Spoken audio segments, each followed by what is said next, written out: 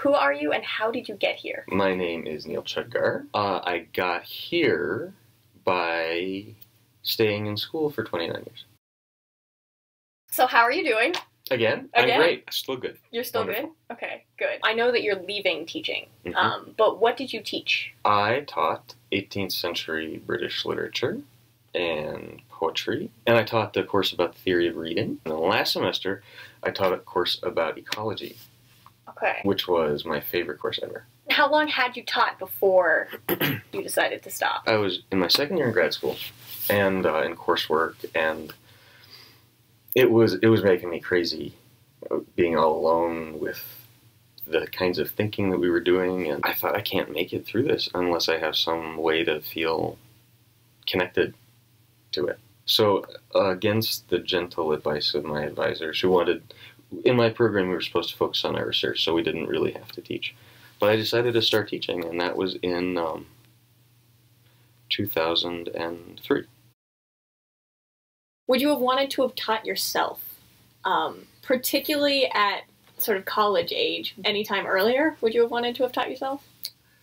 No. I mean, I think the way I do, and it's always easiest to teach people who think the way that you do and who thinks more like me than me.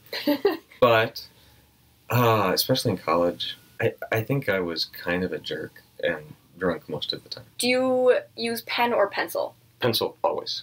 Okay. In fact, a particular kind of pencil, my advisor in graduate school, Sandra McPherson, she used these Papermate mechanical pencils. They're yellow, and rather than clicking the bottom of them, you twist the top. Oh, okay, I've seen those. Yeah, those pencils. Do you have any favorite words? Series. Okay. Kiln, plinth, nil, lint. When I was growing up, my mother and I had this routine, you know, the lint filter in the dryer? Mm-hmm. So whenever she would take the lint out of the filter, she would show it to me. And I guess this started when I was a baby and was learning words, and she would say, lint? And I would say, lint. And so I like the word lint, as well as the thing, lint. Balls of lint I like. They're very soft. And beautiful. Even today, when I take the lint out of the lint filter, I say, lint, lint.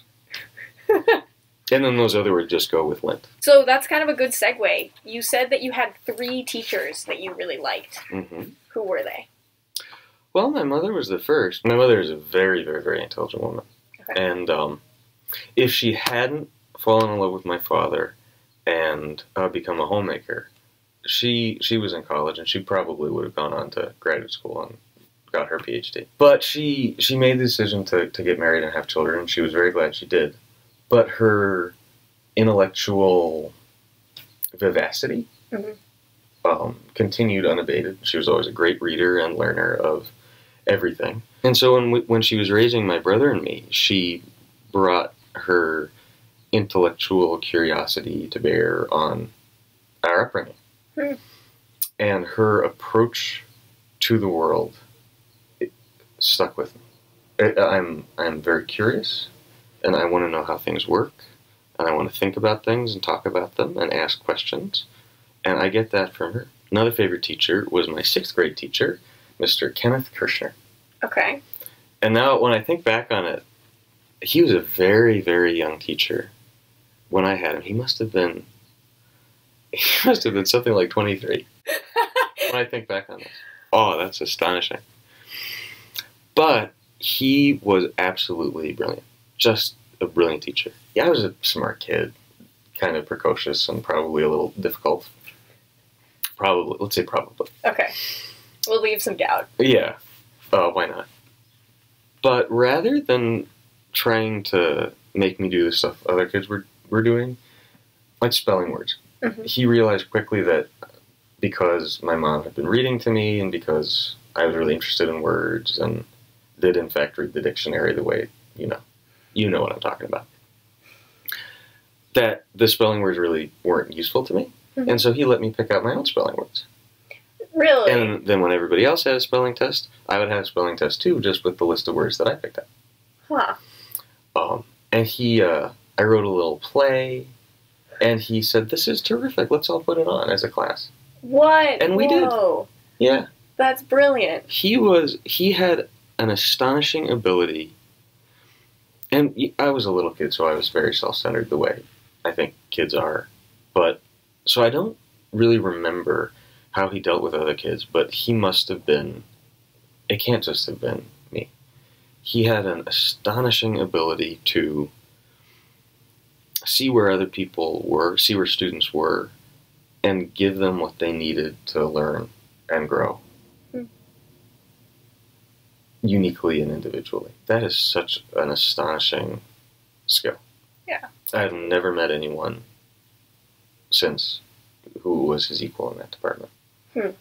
He was brilliant. He's still teaching too. Really? Mm-hmm. So he's only, what, 20 years older than you are or something? So 10 years older than you are? Wow.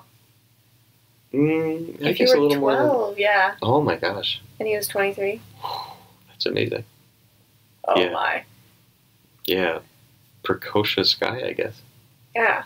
Of course, thinking, in my mind, he's still much older than I am. Right. But, that's funny. Weird. Okay. So another teacher I had that I admire immensely and learned a lot from was my, the woman whose pencils I use still. Okay. Sandra McPherson, my dissertation director from grad school. When I came to grad school, I wanted to, I don't know what I wanted to study, but it was not the 18th century. But I took this woman's course. It was called Thinking and Acting in the Long 18th Century. And I took it because I thought I would need background in the Enlightenment for whatever else I was going to study. And the atmosphere in Sandra's classrooms was just electric. She taught the things that she was interested in her own work. So this is how I started to teach 18th century British literature, by reading all philosophy all the time. Sandra would require astonishing amounts of very difficult philosophical reading, and then we would come in and she would frame the conversation for us by saying, okay, here is what is difficult and troublesome for me about this text. And she was never shooting for anything. She was never going for a particular outcome. She was inviting us to join her in thinking through the questions that she found genuinely vexing and interesting. And that's when I started studying the 18th century. She made it impossible not to study the 18th century. Ever since, I've been trying to be as much like Sandra as a professor as I possibly can. So I know you talk, you had written out some answers to these questions ahead of time, and you talk a little bit about what you think is an important sort of student-teacher relationship, or what you think is important in students and teachers. Can you talk a little bit how that ties into Sandra's classes and sort of how that reflects in your own teaching? The relationship between Sandra McPherson and her students always felt like a relationship among equals. Okay. By which I mean, she never pulled any punches intellectually. When you were in her presence, you always knew that the questions she was asking were real questions. She never performed. She never performed a kind of lesson to get you to a place where she wanted you to be. She asked the questions she was interested in asking. She had the kinds of conversations that were interesting to her. That's what got me. That's what got me into the 18th century. And that's what I've always tried to do in my own classes. When teaching works well, I'm just another person in a room talking about things that matter, asking questions that we all don't know the answers to, and going places we can't predict in advance.